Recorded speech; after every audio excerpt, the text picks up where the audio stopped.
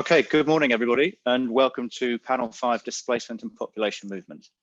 My name is Toby Harden, and I'm your chair for the next 60 minutes. The structure of this panel will initially be a brief introduction from me and my business before asking our illustrious panelists to introduce themselves and their experiences. We'll then open discussion across the panel with questions and topics that are highly relevant in today's climate and of significant interest to our panelists and to the wider community. So if there's no immediate questions for me, then let's begin. So my name is Toby. I'm a retired British Army officer currently living in Cornwall in the United Kingdom. My military experiences have been full and challenging, with operational experiences across the globe in various humanitarian, peacekeeping and war fighting roles. I've been involved across a range of military and civil missions, both at the strategic level with nation building projects and also at the operational level with local community infrastructure developments. Military aside, my passion has always been in education and developing children's futures. As such, while still serving in the military, I became the chair of the Board of Governors for a UK state school and helped them transform from a poor performing school into a high performing Ofsted rated school. And Ofsted is the UK government's body that rates schools. In 2016, I left the military and I began to work for Humanitarian Proprietary Limited. Humanitarian is an Australian-based company, and I work for it in a part-time consultancy position as Vice President of EMEA. Humanitarian is an innovative, dynamic, and logistically efficient field infrastructure system with a 20-year lifespan, which can quickly be deployed and redeployed as many times as necessary. Humanitarian offers outstanding flexibility to provide functional space for everybody from company executives through to large workforces with various different comfort levels. So anyway, enough of me. We are joined here today by Dr. Asha Mohammed, Mr. Coyote Fagbemi, and Maxwell Aspenzana. And we have apologies from Bubakar Singhati, whose wife is gone to go and give birth. So we wish you both the very best of luck. And what I'd like to do now, having welcomed our panelists, is to invite you now to please give brief introductions on yourselves and your experiences to date. And if I may, start with Dr. Asha Mohammed. Thank you very much, Toby. Thank you also for the organizers for having me in this very important panel. My current position is that I'm the Secretary General of the Kenya Red Cross Society, but I actually have a background in dentistry and then moved into public health, which seemed to be the place I probably found shelter. So I have been practicing in that particular area for quite some time. I worked with the Ministry of Health in Kenya, and also the National AIDS Control Council. But at some point then I joined the Kenya Red Cross Society and the bigger Red Cross movement. So I've worked in Kenya, but I've also worked in South Africa for the International Federation of Red Cross and Red Crescent Societies covering Africa as the head of operations. So I was then responsible for the operations in the 49 sub-Saharan countries. Then moved also to Geneva to work with the International Committee of the Red Cross as its movement partnerships advisor, and then came back home again. And here I am now as the head of the Red Cross Society. So yes, working a lot in the humanitarian field, but also doing a lot of long-term development programs at the same time. Thank you. Thank you very much indeed. Mr. Kadi, can I go on to you next, please? Thank you very much for reminding me. Good morning once again, everyone.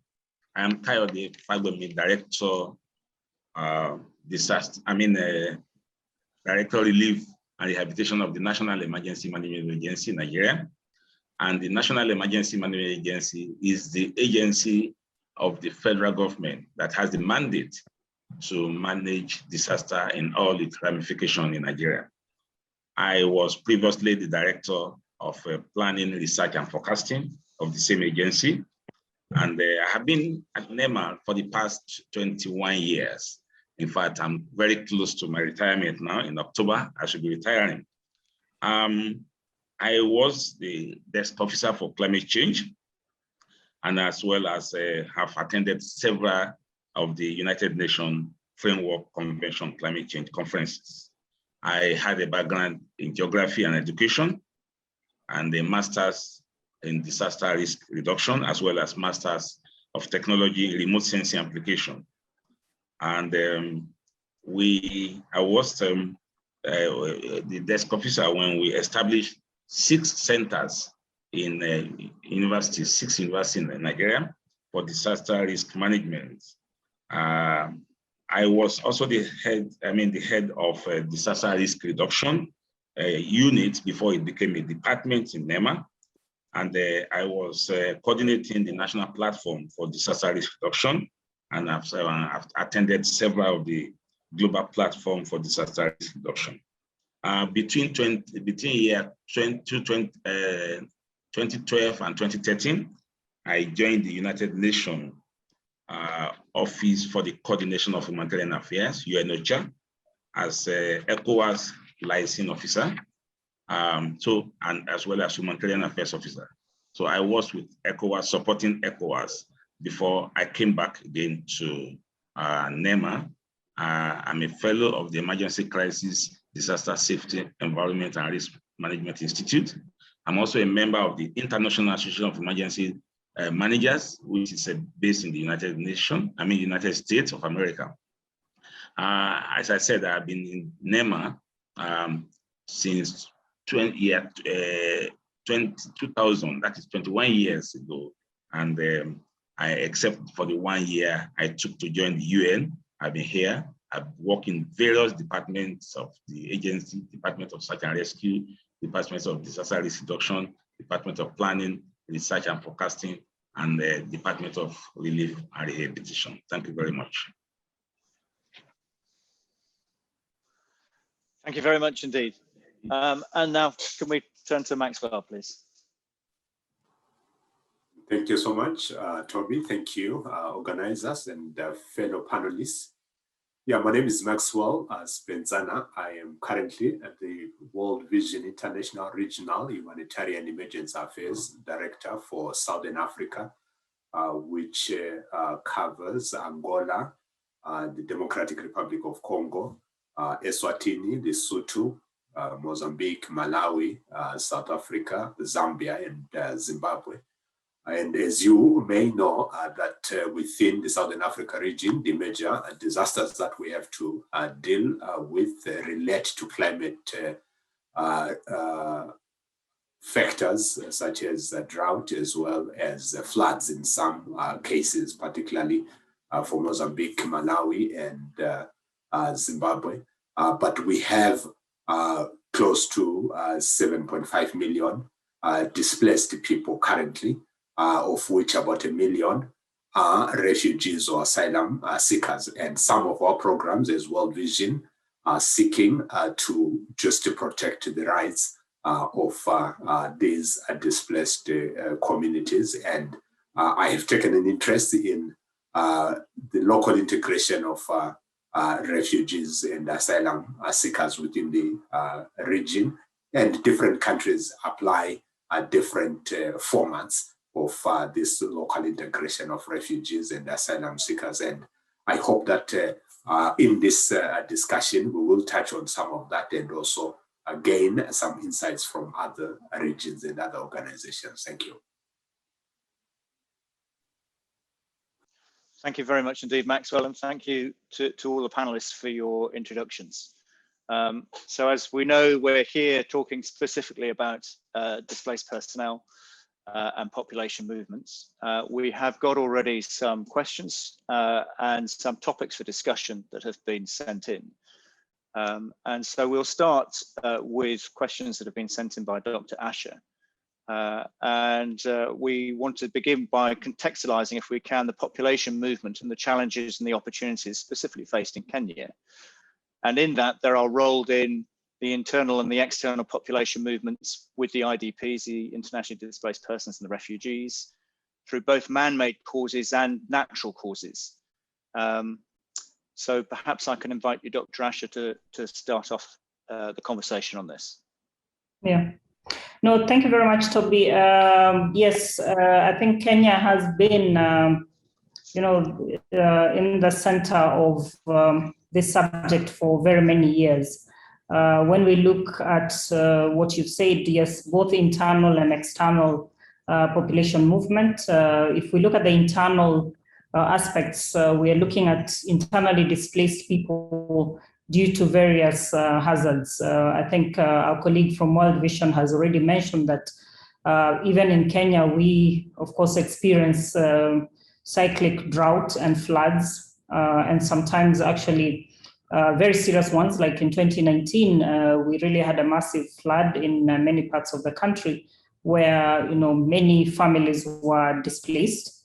But we also have the question of conflict. And this conflict is also characterized, in various forms. One angle, of course, is when we look at the question of resource-based, and this is mainly usually when it's around drought. So when there is scarcity, especially in terms of water and pasture, because Kenya is also actually, you can say, largely semi-arid and arid. So you have a big population that is living in this area of the country and are normally pastoralists and live, this particular life and have to move around with their livestock. So when there's not enough water, then it means then that they have to move to other areas, and that is where sometimes you find this conflict between the pastoralists and also the farmers. But there's also the question of politics and elections, which has characterized some of the displacements, especially from the time, we can say, late 1990s, when Kenya adopted a multi-party system. And we saw that every 5 years when we had a general election in the country, there was some kind of violence and people were displaced. And I think many of you remember the unfortunate time of 2007, 2008, when we had, post-election violence in Kenya. So that also results in a lot of course, population movement and displacements. But there's also economic factors as well, that we have, many people who would then move, whether it's from the rural to the urban areas in search of economic opportunities. And then the second part, of course, is the external population movement. And Kenya has been host to refugees for more than, 25 years, starting, of course, with Somali refugees, but also South Sudanese and others from other countries, including, in the region, Burundi and others. So these are generally the different groups that we have in the country. In terms of challenges, I would say today is that, first of all, we see an increase in terms of population movement due to these factors. If we talk about disasters, the natural disasters in particular, we all agree that this is actually a global phenomenon, not only in Kenya, is that the disasters are increasing in terms of the frequency, but also in terms of the intensity. And one of the challenges we see is that, for example, in Kenya today, you have people that are continually being displaced because of these hazards. And not only just being displaced, but they're being displaced for longer.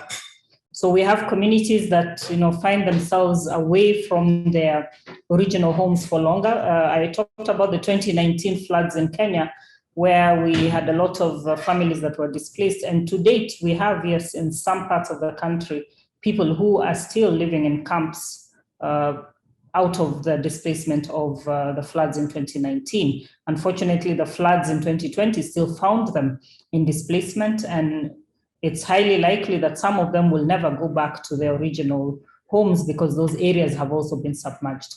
You also have a phenomenon we have in the country in terms of the backflow of lakes.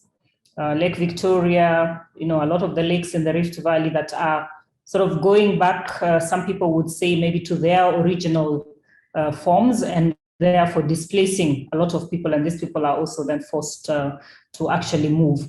But there's also the question of the health consequences that we see with this displacement, because of course people are moving away from where the infrastructure and where the systems for health services are, and therefore exposing themselves and finding themselves at risk of very many diseases. And today with COVID, even more challenging. So as an organization, Kenya Red Cross has been responding to a lot of the disasters that have been happening in this country. But since last year, again, responding within the context of COVID.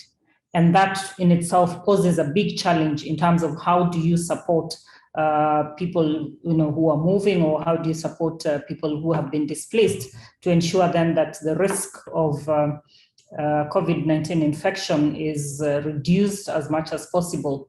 But also the challenge for the responders. So as an organization as well, our responders are really a network of volunteers and staff that have to go and work within all these communities. And in that context as well, there is a big challenge for the humanitarian workers today, which is something, again, that is very different from what we had before. The question of loss of livelihoods, a lot of the communities in Kenya, especially in the rural areas, are largely, largely depend on agriculture. So with this displacements, then they are, of course, not able to continue with farming, and therefore loss of livelihoods, and therefore increase in poverty amongst these communities. Conflicts, I think, as I mentioned, is a big issue. We see this also increasing because of the different hazards, as I mentioned, but also today we are also in a political season. And sometimes there is then intertribal clashes due to maybe political differences and also the question of resources. Finally, maybe just to also say that I think as a humanitarian organization, one of the challenges for us as well is the question of reduced funding support to be able to provide services for people on the move or people who have been displaced. And COVID-19, again, we can blame that for many things, but yes, everybody is looking at how to mitigate the effects of COVID-19. Now we're talking about vaccination, so many donors or partners are all thinking about COVID vaccination and forgetting that people are actually being affected by various other issues that may actually put them at risk of getting COVID-19. But the funding is clearly shifted towards this, and we see that more and more partners really asking, what can we do for COVID-19? What are you doing for COVID-19? But we're saying we need to also maybe have an integrated approach to this, because the same people we are trying to save from COVID-19 are living in situations which actually put them at risk of getting COVID-19. So which means we also need to be able to deal with that. So maybe as a beginning, I could maybe stop here, but I think in all that as well, there are opportunities, for example, with the refugees in terms of integration with the host communities, and also for the other communities that are now displaced because of the natural hazards. I think it's also an opportunity to resettle some of them in areas that are probably better than where they used to live before, and be able to give them much more comprehensive services. And we can take those opportunities to actually, you can say, recreate habitats for people who are, especially those that find themselves continually being displaced. So rather than take them back again to this same place, which is known for flooding year in, year out, why not find another area where they can be resettled and the necessary services can be provided. Thank you, Toby. Dr. Asher, thank you very much indeed for a very comprehensive roundup. Before I throw it open to the other panelists to comment on, perhaps I could just jump in and ask a question on the disaster relief reduction programs, and are they having enough effect? Are they woefully inadequate? Are they under-resourced? Or are they making a positive difference? I would say where possible, yes, they are making difference, and we have a lot of examples we can give where the Kenya Red Cross has also been involved, and also working with our partners who support us in being able to actually mitigate some of this. But as you've rightly said, is that often they are not enough. Often they are not also well resourced, and therefore, of course, it means that you can only support, a small number of people. For example, when we work on provision of water, which is very critical, like I said, in some of the parts of the country, then you find that, yes, you can prevent or you can mitigate conflict between communities and therefore prevent them from moving to other areas in search of this commodity, where then they can find themselves, of course, having tensions with the host communities. But the challenge we have, again, is that for many donors, it is easier to fund the response, that now people have been displaced and now you're reacting to actually provide them the necessary services. And it's very difficult sometimes to convince some of the donors in terms of it is better to prevent. So if it is water that is an issue, like now we have drought in this country, there are some counties that are very badly affected. We can already see actually people are moving, and we know that this is going to cause problems. So we can be able to say, okay, if it is the issue is water, can we provide water to these communities? But you don't get the same kind of support. So if we were able to do that where it is needed, then I think we can go a long way in mitigating this. Thank you very much indeed. Can I invite Mr. Coyote and Maxwell to jump in at this stage? Good. Thank you, Toby, and thank you, Dr. Asher. I think those are pertinent issues that you have raised in terms of responding to the needs of people that are on the move. And I'm particularly interested in the impact of COVID-19. It has been hard enough for people even within their homes and regular settlements, and it's even harder for people that are on the move. As you correctly pointed out, that by virtue of where they are and the circumstances under which they are living, they are already predisposed to contracting this particular virus, but also related to the lack of other services, including safe water and sanitation. It means that they're also predisposed to other diseases that under normal circumstances, this would be relatively under control. I have read reports that indicated that up to 72% of people on the move had reported that they had lost their livelihoods due to measures that had been put in place to contain the transmission of COVID-19.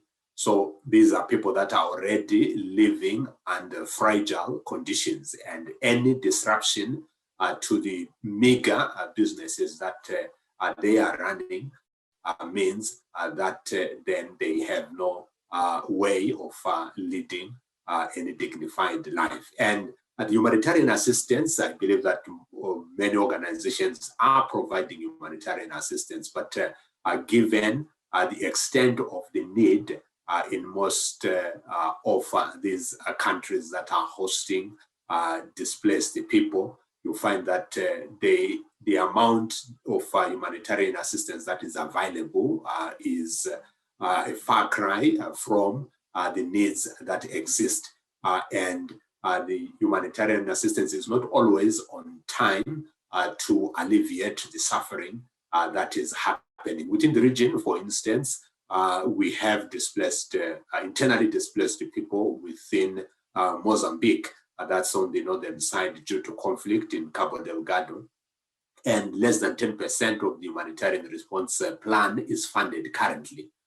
And these people are always on the run, and they have to live with host communities. And as you know, that host communities often take the role of the first responders.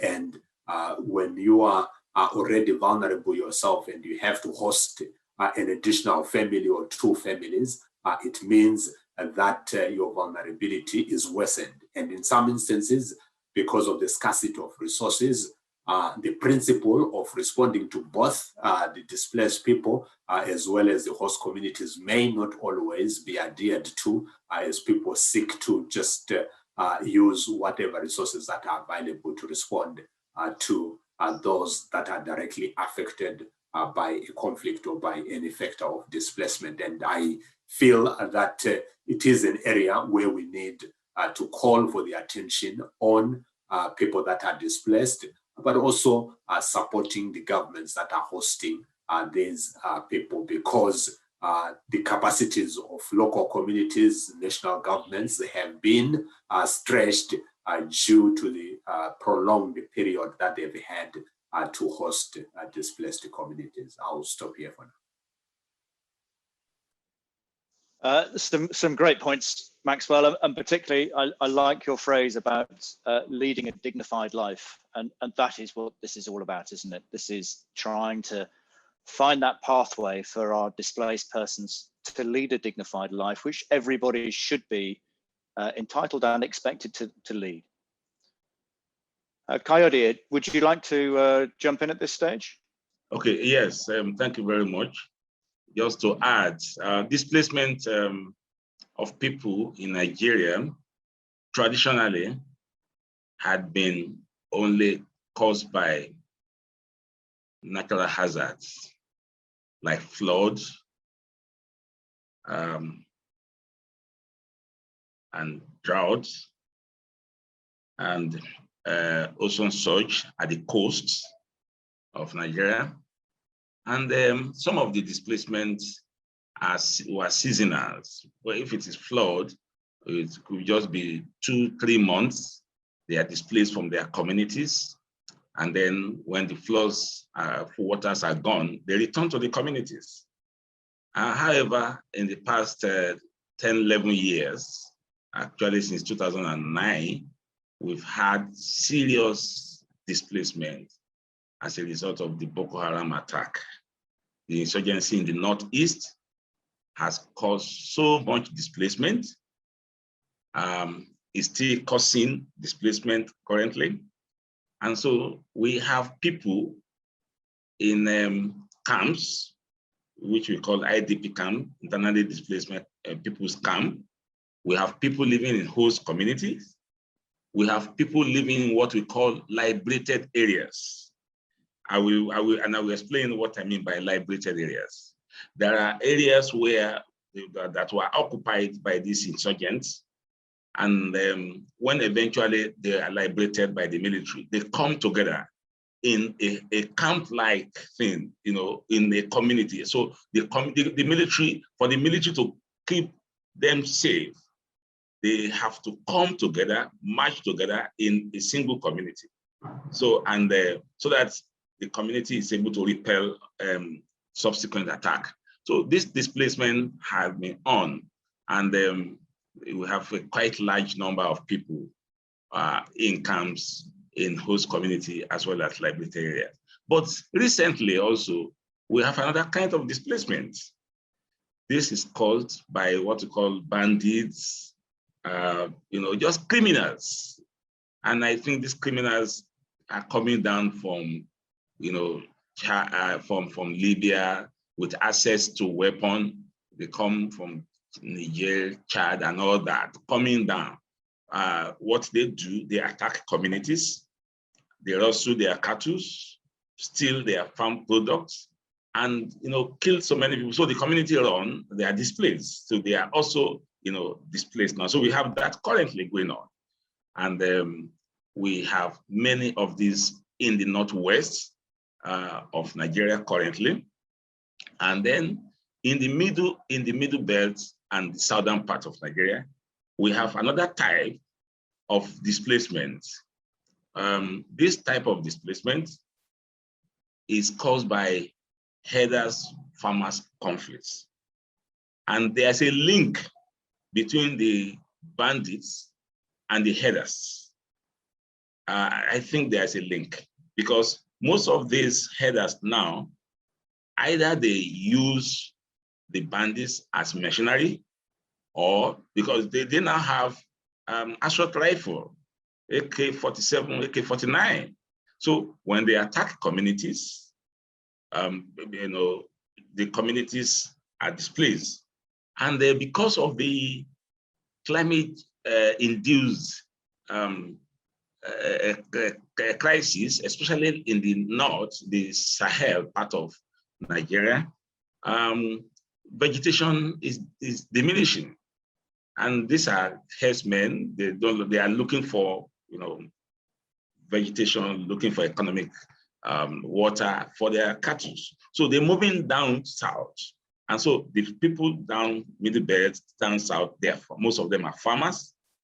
So there is this conflict going on also. So it has led to a lot of displacement also. So we have these various types of conflict, and displacement. The displacement about flood, they are the easiest to manage because they are displaced for within 2-3 months. And when the flood water goes, they return to their communities. And but this other one is a big crisis in that the people actually want to return to their community, but the communities, most of the communities are not safe. And you have to return the people in safety and dignity. And so they are there. And so they are matched in camps. And what the implication is, you have to provide food for them on a monthly basis. When this started in 2009, we started providing sustenance, food and non-food items for them. And we are giving them wet ration. They get them leaders at the camp, give them food, they cook, share, and they eat 2 or 3 times a day. But as time went on, we had to change that. We had to change that to what we call dry ration. So we give them dry ration and into the household. So we have household, we give per month, you give them the ration, including carbohydrate, protein, seasoning, oil, and all that. And then, you have to provide medical care for them. There are clinics at the camps. You have to provide some other non-food items, dignity kits, and other things. And then what you do with the kids, there are many of the kids' children that are non-accompanying. Their parents may have died, they have killed them, they were able to run away, or they are in different camps. So we have many of them. So we have to organize some form of education for them. And we call it education in emergency. And these are some of the ways we've been taking care. So the conflict in Nigeria has been evolving, and it's getting more, critical. And it's but we do hope that the military will overcome those the insurgents, and then the people can return to their community. Thank you. Well, thank you very much indeed, Mr. Kadi. Some very good points and some heart-rendering stories. We are looking, I think, there are links between conflicts, links between criminals, links between climate. You then throw into that COVID as well, and you've got vulnerable people who are being preyed on and becoming even more vulnerable, and it's a tragic situation. And I think from my point of view that everything I've heard from the panelists so far is sort of leading to that next larger question, which is, I suppose, the future of refugees, future of displaced personnel, and in particularly, how do we foster that whole of society partnership approach? How do we get the international community, those international organizations, better involved in the management of IDPs? Is there enough support from United Nations? Very large questions, but it would be quite interesting to hear your thoughts on those.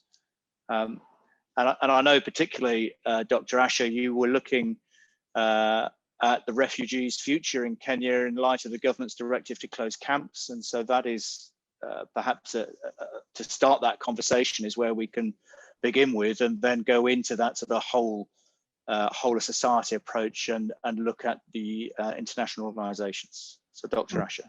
Yeah.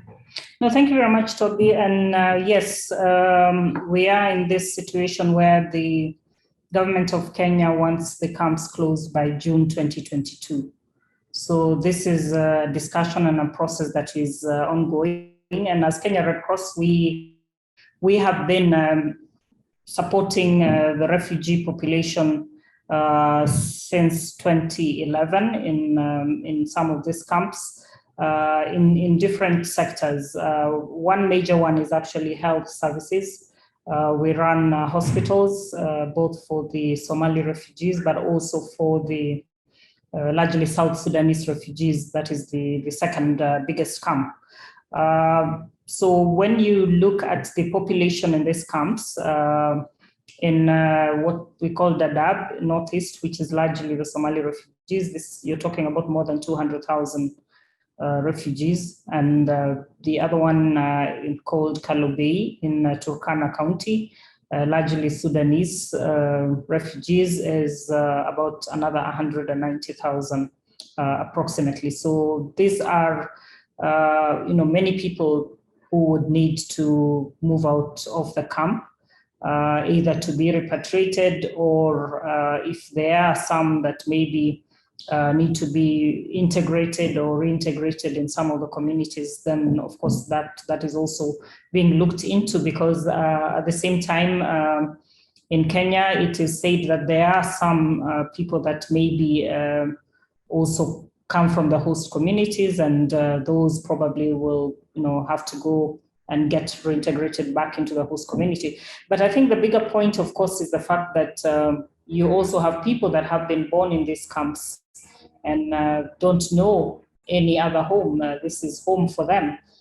So when you think about this particular group of people, then you can imagine the anxiety and the challenges and the kind of thoughts that go into this process. So we are also then working very closely with the other partners to then see how we can, I think first and foremost, continue to support the refugees and as long as they're still in these camps.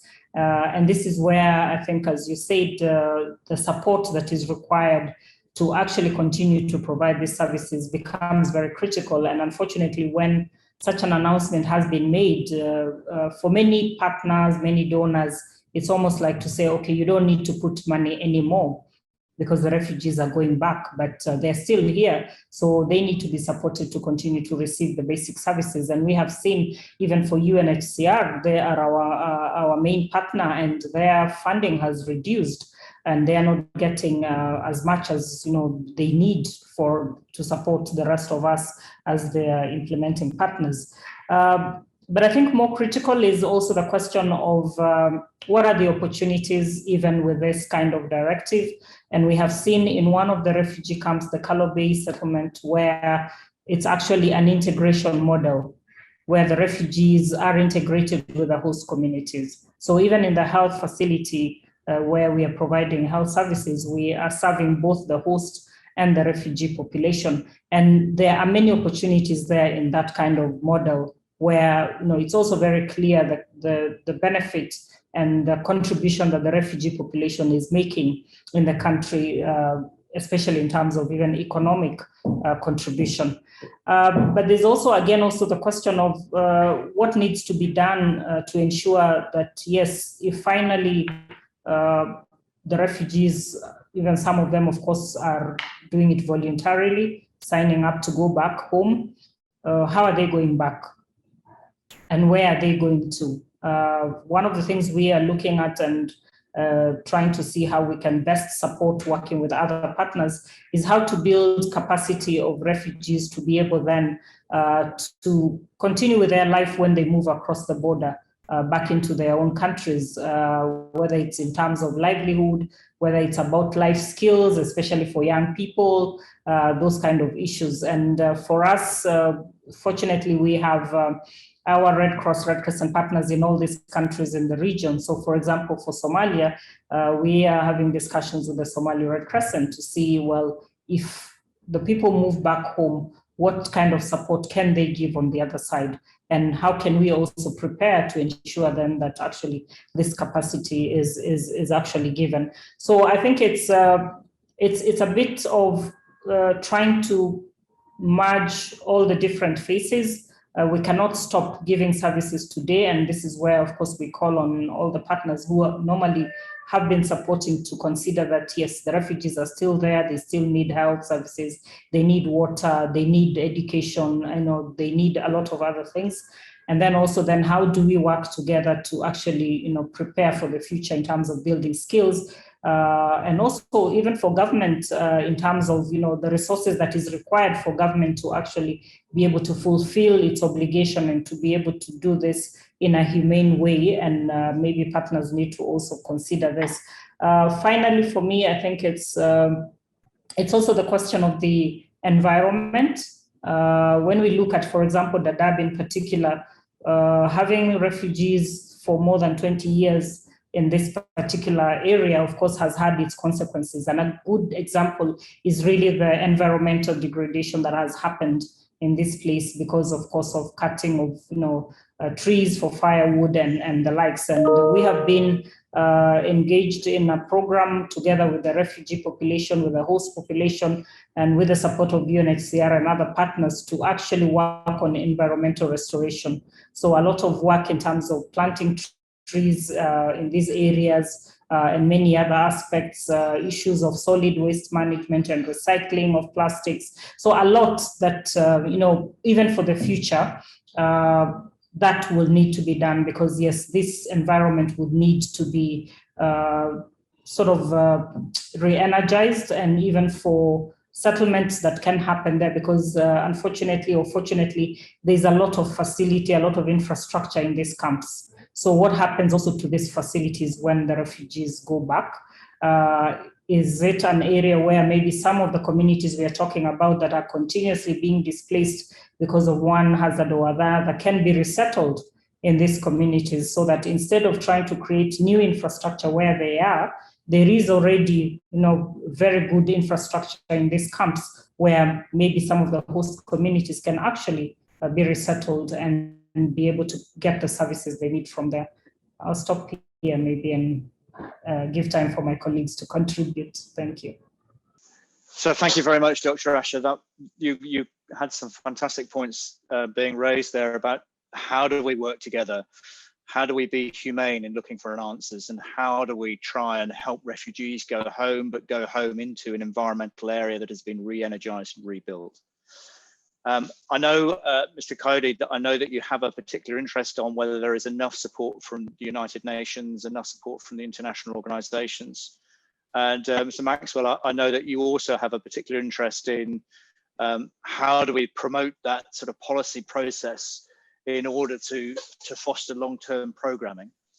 We've got about 15 minutes left in our discussion, so perhaps this is a really good meaty topic to discuss now to see us out. So first of all, Mr. Coyote.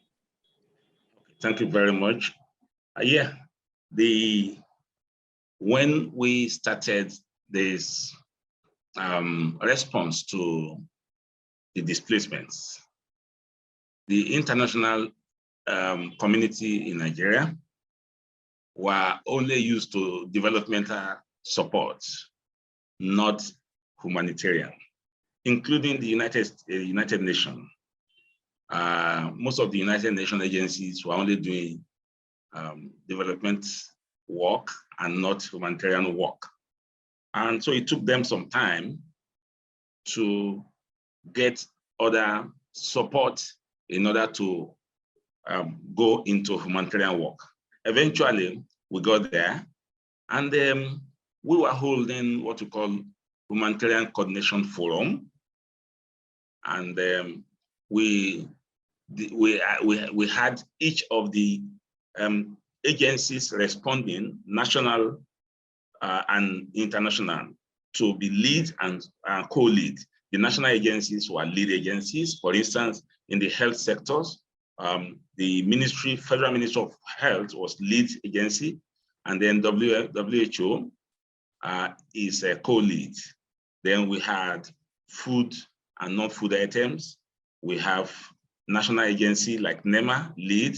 We had WFP co-lead. So we had them like that. We had protection, Human Rights Commission, and then the UNHCR is co-lead. So eventually, the UN agencies had to upscale their duty in the country, and they started doing humanitarian. And then they were able to raise funds internationally. There was donor conferences in Norway and other places, and they were able to raise funds which they were using to support the management of these camps. However, we had, some Nigerians that crossed to other countries. They are presently in Niger, they are in Chad, and they are in Cameroon. We also have Cameroon in the southern Cameroon that are in Nigeria as refugees. Now we have a little problem because when somebody crosses to the other side, he becomes a refugee. It's no longer under the purview of the country, and it's supposed to be managed by the country involved and the United Nations. Actually, they have tried because it has taken a long period, but we discover many times that the people, the fund, maybe it could be due to donor fatigue or any other thing. They don't have enough funds to take care of Nigerian refugees in other places. So they have to appeal, and through our embassy, we got appeal, and we got government support to go to supply food to them. In November last year, we were in charge to give them food and non-food items. Of course, when you go to such camps, you see other nationals there, so you cannot give food only to your national. You give to everybody involved, so everybody in the camp. So we were able to supply food. We've supplied food also to Nigerian refugees in Niger and Cameroon. So we're doing that. Yes, we also had a support from agencies like IOM, International Office of Migration, in order to do what we call DTM, data matrix, so to get the data of the movement of the displaced people. And so you have support from United States, USAID, the FID, and so many other countries are donating to the international NGOs and to UN, and we're having quite a lot of support. And I think they have tried, they have tried. However, we're thinking that a kind of support that will help the root cause will be very useful. What are the root causes? What caused those insurgency? Can we, get support for that so that the people can return home? Can there be international support to win that war? Are we going to wait until it becomes another Somalia? Are we going to wait until we have another big crisis? I mean, because we are supporting people displaced as a result of a crisis. I mean, this is we know now that that criminality or insurgency or whatever name is called is a global phenomenon now. So we need to stop it. We need support to attack the root causes, and not just on the humanitarian effect. I know also that many of the agencies have only mandate for humanitarian. I'm aware of that, but looking at it overall, I think the international communities have done incredibly well in Nigeria. They have gone to spend a lot of money providing support. Although, as you know, those supports go through other agencies, and when it go through agencies and it go through contractors, go through other NGOs, the fund that eventually gets to the people concerned remain very small. Of course, there has to be administrative charges, overhead charges, and so many things. But overall, I think we can give them credit. They have done well in Nigeria. They have supported. Thank you very much. Thank you very much, Mr. Cody. That was really interesting. And Mr. Maxwell, perhaps we could just come on to you just to tie in the long-term programming in order to address that local integration. Right. Okay. Right. Thank you so much for the opportunity to share on this. I think what is emerging it relates to the burden that countries that are hosting displaced people are bearing.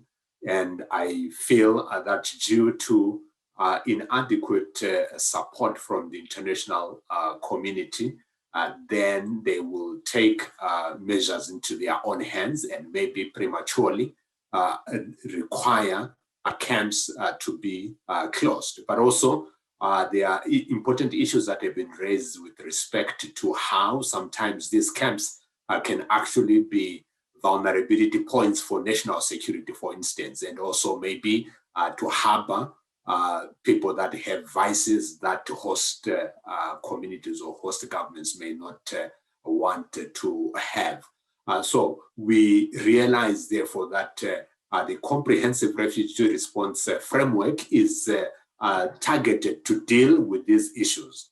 Essentially, the idea is to create an environment that is collective, to allow or to enable people to repatriate voluntarily to the countries of their origin.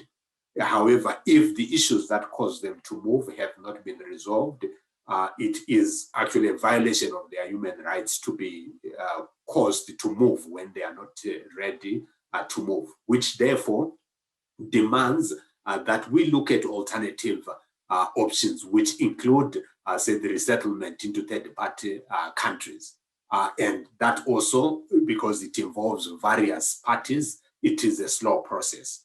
And the only other durable solution would therefore be local integration. And Dr. Aisha highlighted that some people were born in these refugee camps and they have started their families there. Maybe they've lost the parents that might have brought them into these camps, or maybe they were children that were not accompanied at that particular time. And now they do not have any other place to go. So local integration then becomes an important factor. And the local integration enhances their ability to be self-reliant, and then they do not need to subsist from humanitarian assistance or from national government resources. But the national government, the local community would need to be mobilized to accept that this is a situation that we find ourselves in. People have been moved involuntarily, and now the only place that they may enjoy some level of protection is within the communities where we are. They can move away from the camp, but they would need an alternative place where they can actually lead some livelihoods that can help them to survive. If I can give an example of the situation in Zambia, where they've taken up this comprehensive refugee response framework significantly, and they have enacted policies to guide this process for local integration. However, it doesn't come without challenges.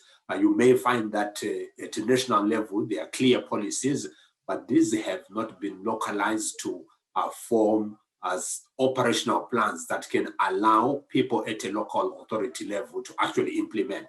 And also, when you look at the attitudes of the local communities, for Southern Africa, largely, the communities have been welcoming. I think this is due to the solidarity that has been forged over many years of the liberation struggle, and people had been moving for support, whether it was military support or just protection support during that particular time, and the ties have really been lasting. And there is general tolerance, although you have maybe isolated cases of xenophobia, but we can take advantage of this welcoming attitude of the local communities to support the refugees and other displaced people to be locally integrated and be supported with the long-term livelihood opportunities. And this requires, obviously,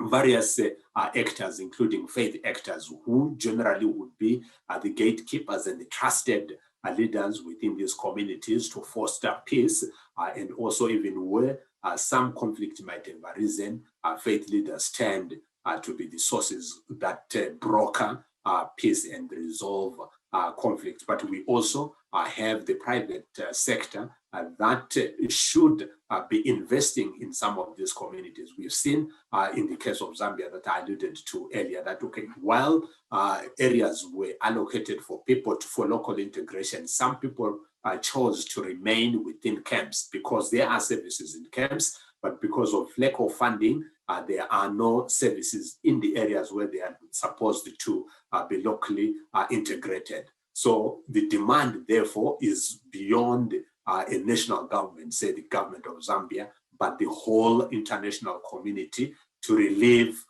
the countries that are hosting refugees and support them to locally integrate the refugees that are willing to be locally integrated and that can be supported to lead livelihoods that can make them independent. Yeah, I mean, it's such a good point with our refugees now spending longer and longer in their camps, and I think it's now not unusual for that length of time to be ongoing to about 20 years. Now, local integration is a very important topic that needs to be discussed and understood. I'm aware that we've got about 5 minutes left on our discussion. So what I would like to do is first of all, thank you very much indeed for sharing your experiences and your challenges and your thoughts. It's been a very humbling experience for me, and so thank you for your honest engagement. By way of closure, perhaps it would be a good idea to ask you for maybe your top 2 takeaways that you would like the conference members to fully understand in your particular regions, and they can go away and deliberate those, hopefully in an international organization setting, and then discuss on ways forward. So it's your sort of top 2 takeaways is what I'm going to ask for. And of course, the first person is always slightly on the spot because you haven't thought about it quite for as long. But perhaps, Dr. Asher, I could ask you to kick off with your top takeaways, and then we'll go round the rest of the panel and then bid farewell. So, Dr. Asher, please, your last 2 takeaways. Well, thank you, Toby.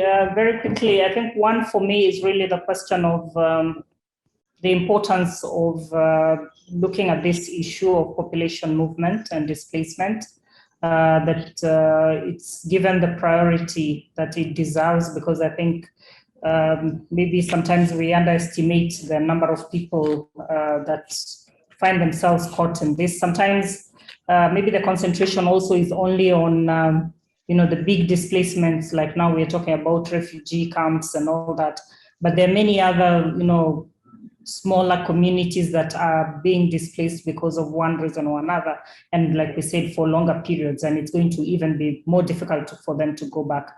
So I think the focus on the issues and the challenges that are being experienced, and therefore trying to find solutions on how to, most importantly, prevent these displacements in the first place, and if they happen, then how do we ensure we can mitigate and of course ensure that communities can bounce back and recover very quickly.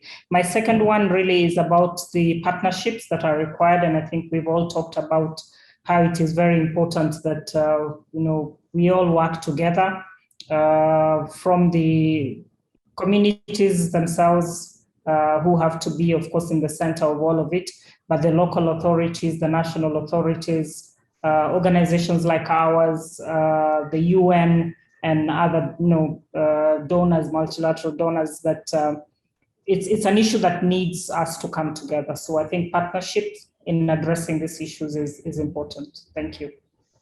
Dr. Asher, thank you very much indeed. Those are 2 excellent points, and I'm sure will be echoed around the conference and around the international organizations. Moving on to Mr. Coyote, thank you. Okay, yeah, thank you very much for this opportunity. Yeah, the issue of concern is that it is very, very unsustainable to keep thousands of people in camps and think that you will continue to cater for them.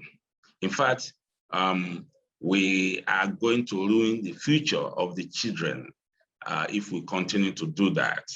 So what I think the international community should do to support them is that they are citizens of the country. So anywhere that is safe in the country, we should help them to find a durable solution to integrate with other communities. I mean, we travel from one part of the country and you said to, yes, I know they have some form of attachment to their communities, their parents and so are buried there. They have one thing, they claim one land, but they don't have, how long do they have to live?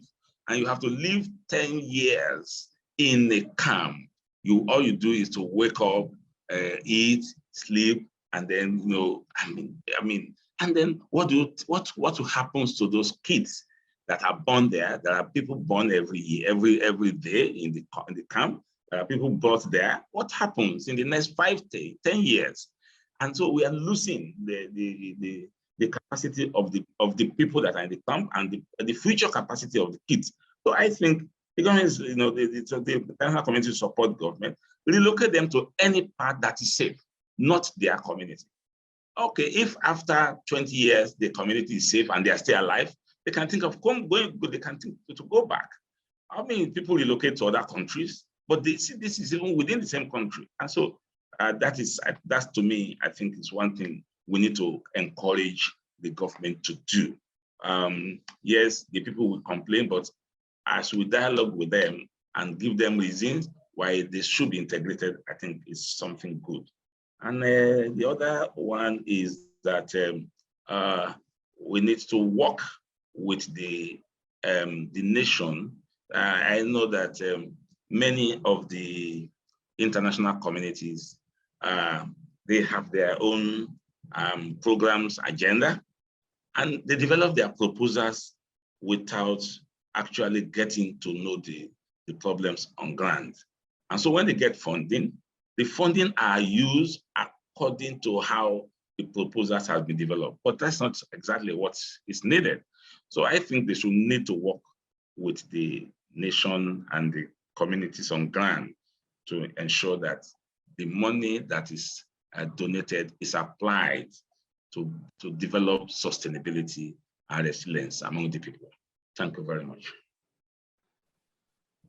Thank you very much, Mr. Coyote. So that is integration, so important, and working with the host nation so that the funding goes into the right area, not an area that an international community thinks it should go in. So 2 great points. Thank you very much indeed. And finally, turning to Mr. Maxwell, your top 2 points, please. All right, thank you. I believe that what is critical is to localize some of these international frameworks, because we've seen that, for instance, the comprehensive refugee response framework has been acceded by all the 193 members of the United Nations, and yet the level of implementation locally is extremely varied, and even for areas where the national level policies have been put in place, but there are no local action plans to put that into action. I believe that we need to have conversations at community level, at sub-district level, provincial level, and the parliamentary level to ensure we have clear plans of how to operationalize this, so that even some of the xenophobic sentiments that might come at a local level would not arise if there had been adequate dialogue across the different levels of the community. Then the second point is related to the need for multi-year flexible funding, because even the local integration that we're talking about takes time. It's not something that you can do overnight, and you cannot projectize it to say, we will do this in the next 2 to 3 years, because you are engaging with various stakeholders in countries even, particularly when you get to a stage where you need to provide citizenship to a particular person from a particular country. Then they have to renounce their citizenship from the country of origin and then get the legal papers for the country in which they are hosted. So these are processes that take time, and you would find that the window that is often made available for funding is not adequate to see this process to the end. And we need to be practical and be guided by the length of this particular process. Thank you. Mr. Maxwell, thank you very much. So again, 2 fantastic points. It's that localizing of the international frameworks so that we can get honest dialogue running right the way through a community and down to sub-districts so that we can get it right. And it's that multi-layer flexible funding so that we're not ring-fenced on specific items in specific timeframes, that we can be far more flexible to meet the needs of the local people. So thank you very much indeed for your engagement. As I said beforehand, for me, it's been truly humbling. I sit in the United Kingdom in a privileged lifestyle, and to hear the real issues going on in Africa today has really hit home hard for me. And so thank you very much, and enjoy the conference, and let us hope that we can get some traction in moving forward. So thank you. Thank you. Bye. Thank you. Bye.